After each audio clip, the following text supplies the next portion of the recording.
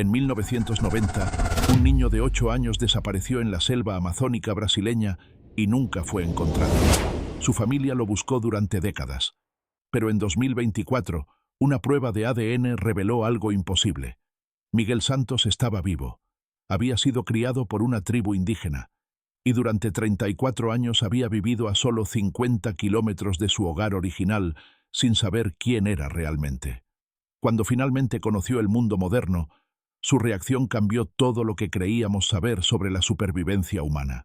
La selva amazónica brasileña es uno de los lugares más inexplorados y peligrosos del planeta. Con más de 5.5 millones de kilómetros cuadrados de bosque denso, ríos traicioneros y vida salvaje letal, es fácil entender cómo alguien puede desaparecer para siempre en su inmensidad verde. Pero lo que sucedió con Miguel Santos en 1990 desafía todas las probabilidades de supervivencia y nos enseña algo extraordinario sobre la resistencia del espíritu humano. Miguel Santos tenía 8 años cuando su mundo cambió para siempre. Era un niño curioso y aventurero que vivía con su familia en Santa Isabel do Rio Negro, un pequeño pueblo en el estado de Amazonas, Brasil. Su padre, João Santos, trabajaba como guía turístico llevando visitantes a explorar los ríos y senderos de la región. Su madre, Carmen, dirigía una pequeña tienda que vendía artesanías locales y suministros básicos para los turistas que pasaban por el pueblo. El 23 de agosto de 1990 comenzó como cualquier otro día de la estación seca amazónica. Miguel había pedido permiso para acompañar a su padre en una excursión corta con un grupo de ecoturistas alemanes. Era algo que había hecho antes, siempre permaneciendo cerca del grupo y siguiendo las estrictas reglas de seguridad de su padre. João había accedido, sabiendo que su hijo conocía bien los senderos cercanos al pueblo. La excursión planeada era simple, una caminata de 3 horas por un sendero bien marcado que llevaba a una pequeña cascada donde los turistas podían nadar y fotografiar la vida silvestre local. El grupo partió temprano en la mañana, alrededor de las 6:30 am, para evitar el calor intenso del mediodía. Todo transcurría normalmente durante las primeras 2 horas. Los turistas estaban fascinados por la biodiversidad que encontraban. Aves exóticas, mariposas brillantes, plantas que nunca habían visto. Miguel actuaba como el pequeño asistente de su padre, señalando huellas de animales y ayudando a identificar sonidos de la selva. Era un niño que había crecido en este ambiente y se movía por los senderos con la confianza de alguien mucho mayor. Pero alrededor de las 8:45 am,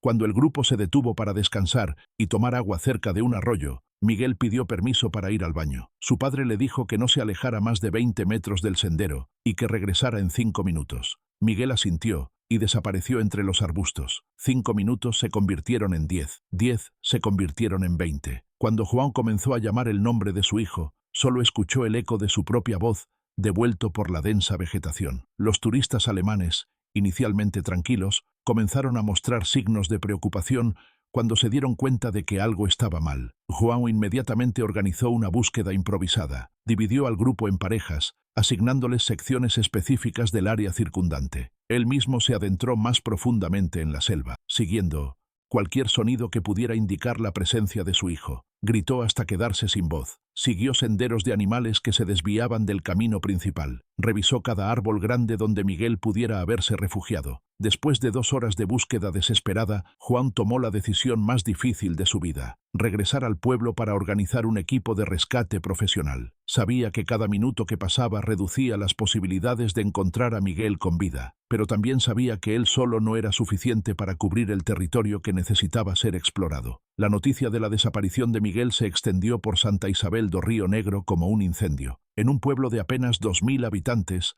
donde todos conocían a todos, la pérdida de un niño era una tragedia comunitaria. En cuestión de horas, más de 100 voluntarios se habían reunido para unirse al esfuerzo de búsqueda. El alcalde del pueblo contactó inmediatamente a las autoridades estatales. Para el final del día, un equipo especializado de rescate de la Defensa Civil brasileña había llegado con equipos de búsqueda avanzados, incluyendo perros rastreadores entrenados para operaciones en la selva. Durante las primeras 48 horas, la búsqueda se concentró en un radio de 5 kilómetros alrededor del lugar donde Miguel había desaparecido. Los equipos de rescate utilizaron helicópteros para explorar la copa de los árboles, pensando que tal vez el niño había trepado a un árbol alto y no podía bajar. Usaron altavoces para amplificar sus llamados, esperando que Miguel pudiera escucharlos y responder. Los perros rastreadores siguieron el rastro de Miguel durante aproximadamente 800 metros antes de que el olor desapareciera completamente cerca de un río de corriente rápida. Los expertos especularon que Miguel había intentado cruzar el río y había sido arrastrado por la corriente, o que había seguido el curso del agua, confundiendo así a los perros. La operación de búsqueda se extendió durante 2 semanas completas. Buzos exploraron las profundidades del río y lagos cercanos. Equipos a pie cubrieron más de 50 kilómetros cuadrados de terreno selvático. Drones sobrevolaron áreas inaccesibles, transmitiendo imágenes en tiempo real a los equipos de comando. Pero Miguel Santos había desaparecido sin dejar rastro. Era como si la selva se lo hubiera tragado completamente. Para João y Carmen Santos, esas 2 semanas fueron las más largas de sus vidas. Carmen no podía comer ni dormir, manteniendo una vigilia constante en el centro de comando improvisado que habían establecido en la escuela local. João se unía a cada equipo de búsqueda que salía, negándose a descansar mientras hubiera incluso una pequeña posibilidad de que su hijo estuviera vivo. La comunidad internacional también se involucró. Los turistas alemanes que habían estado con Miguel cuando desapareció regresaron a Alemania y organizaron una campaña de recaudación de fondos para prolongar los esfuerzos de búsqueda. Medios de comunicación de Brasil y otros países cubrieron la historia, generando atención mundial sobre el caso del niño perdido en el Amazonas. Pero después de 2 semanas sin encontrar evidencia alguna, las autoridades oficialmente suspendieron la búsqueda activa. Oficialmente declararon que Miguel Santos había muerto, probablemente ahogado en el río o víctima de los peligros naturales de la selva. El certificado de defunción fue emitido 6 meses después. João y Carmen se negaron a aceptar esa conclusión. Durante los siguientes 5 años, João organizó expediciones privadas de búsqueda cada pocos meses. Contrató guías indígenas locales que conocían partes de la selva que los equipos oficiales nunca habían explorado. Siguió rumores y reportes no confirmados de avistamientos de niños en comunidades remotas. Carmen mantuvo una luz encendida en la ventana de su casa cada noche durante una década, un faro de esperanza para el regreso de su hijo. Guardó su habitación exactamente como la había dejado ese último día, con sus juguetes dispuestos sobre la cama y su ropa limpia doblada en los cajones. Pero los años pasaron sin respuestas. La búsqueda gradualmente se desvaneció. La familia finalmente tuvo que aceptar la realidad de que Miguel nunca regresaría a casa. Lo que João y Carmen no sabían era que su hijo no solo había sobrevivido esa noche en la selva, sino que había encontrado una familia completamente diferente que lo había acogido como propio. El 23 de agosto de 1990, cuando Miguel se alejó del grupo para ir al baño, efectivamente se perdió, pero no de la manera que todos imaginaban. En lugar de caer al río o ser víctima de un animal salvaje, Miguel simplemente se desorientó en la densa vegetación. Siguió lo que pensó que era el camino de regreso al grupo, pero en realidad se estaba alejando cada vez más de ellos. Para cuando se dio cuenta de su error, ya no podía escuchar las voces de su padre ni los llamados de los equipos de búsqueda. El pánico se apoderó de él. Corrió en diferentes direcciones, gritando por ayuda, pero solo logró perderse más profundamente en la selva. Al caer la noche, exhausto y aterrorizado, Miguel se refugió en la base de un árbol gigante. Utilizó las hojas grandes para cubrirse del frío y la humedad nocturna. No tenía comida ni agua, y los sonidos extraños de la selva nocturna lo mantenían despierto y asustado. Fue durante esa segunda noche cuando los miembros de la tribu Yanomami lo encontraron. Los Yanomami son una de las tribus indígenas más grandes de la región amazónica, con una población de aproximadamente 35.000 personas distribuidas entre Brasil y Venezuela. Viven en comunidades pequeñas y aisladas, manteniendo un estilo de vida tradicional que ha cambiado muy poco durante siglos. Un pequeño grupo de cazadores Yanomami había escuchado los gritos de Miguel la noche anterior y habían venido a investigar. Cuando encontraron al niño brasileño llorando y claramente perdido, no dudaron en llevarlo de regreso a su aldea. Para los Yanomami, encontrar a un niño perdido en la selva no era inusual. Habían rescatado anteriormente a miembros de tribus vecinas que se habían separado de sus grupos. Su código cultural les exigía cuidar de cualquier niño necesitado, independientemente de su origen. Miguel, debilitado por 2 días sin comida adecuada y traumatizado por su experiencia, no pudo explicar claramente quién era o de dónde venía. Hablaba portugués, que algunos de los miembros mayores de la tribu entendían parcialmente debido a contactos ocasionales con el mundo exterior, pero su estado emocional hacía difícil la comunicación. Lo que comenzó como un rescate temporal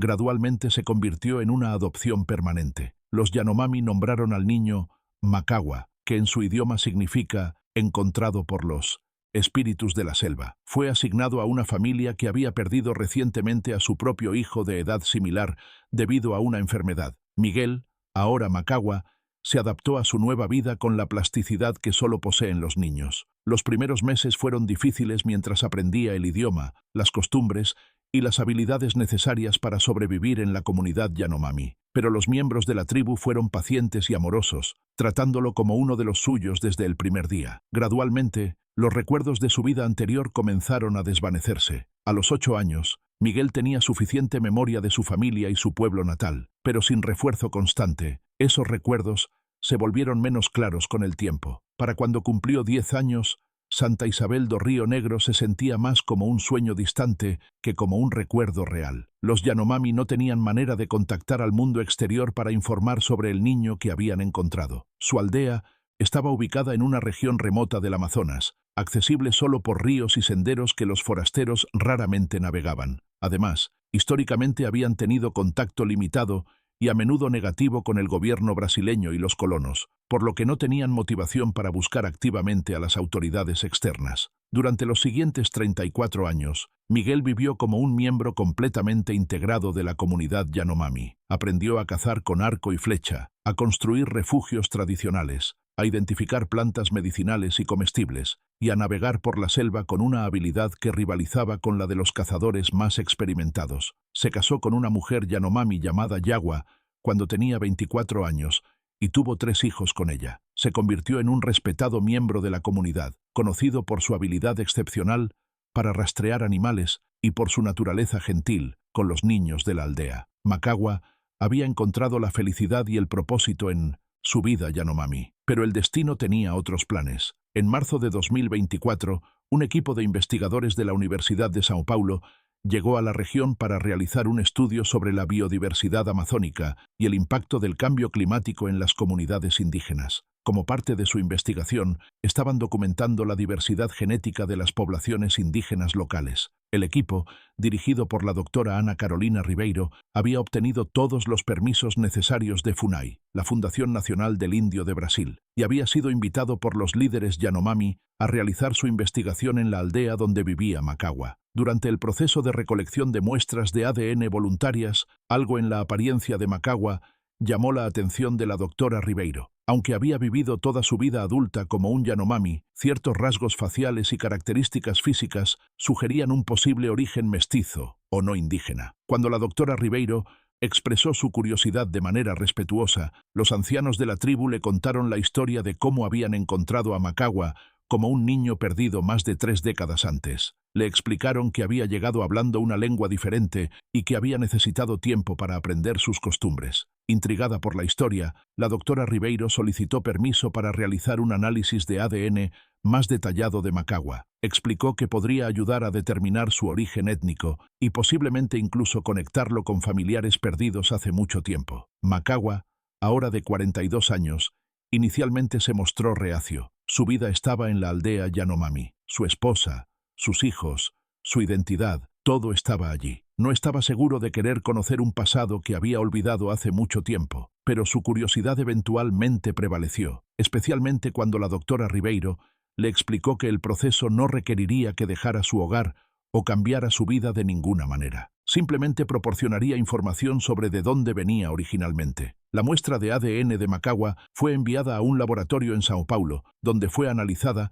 y luego comparada con bases de datos nacionales e internacionales de personas desaparecidas. El proceso tomó varias semanas, pero los resultados fueron inequívocos. El ADN de Makawa coincidía con muestras archivadas de João y Carmen Santos, que habían proporcionado voluntariamente material genético cuando su hijo desapareció en 1990, con la esperanza de que algún día pudiera ayudar en su identificación. El 15 de abril de 2024, la doctora Ribeiro recibió una llamada que cambiaría la vida de 2 familias para siempre. El laboratorio había confirmado. Makawa era Miguel Santos, el niño que había desaparecido en la selva amazónica 34 años antes. La noticia fue transmitida cuidadosamente a través de las autoridades apropiadas. FUNAI trabajó con los líderes Yanomami para explicar la situación a Macagua y a su comunidad. Se enfatizó que la decisión de cualquier contacto con su familia biológica dependía completamente de él. Para Macagua, la revelación fue abrumadora. Durante días,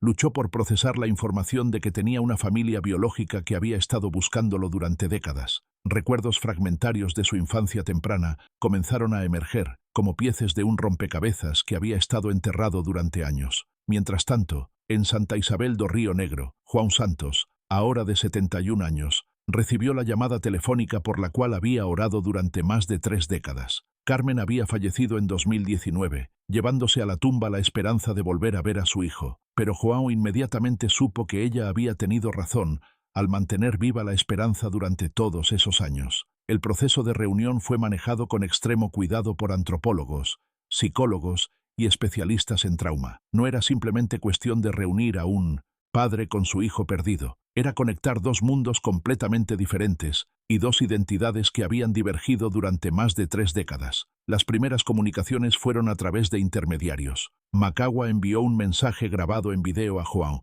hablando en una mezcla de portugués que había comenzado a recordar y el idioma Yanomami. João respondió con fotos y videos de la familia, mostrando a Macagua cómo había sido su vida antes de perderse en la selva. El primer encuentro presencial se organizó para mayo de 2024, en un lugar neutral, una estación de investigación administrada por FUNAI en las afueras de la aldea Yanomami. João viajó desde Santa Isabel do Río Negro, acompañado por un equipo de apoyo, mientras que Macagua vino con su esposa Yagua y los líderes de su tribu. El momento en que padre e hijo se vieron después de 34 años fue indescriptible. João inmediatamente reconoció los ojos de su hijo, aunque Miguel había cambiado completamente en todo lo demás. Macagua estudió el rostro envejecido de su padre, y gradualmente, más recuerdos de su infancia comenzaron a emerger. Su primera conversación fue difícil, llena de lágrimas, silencios largos, y la ayuda de traductores para cerrar las brechas lingüísticas. Pero la conexión emocional fue instantánea e innegable. Era imposible negar el vínculo entre ellos.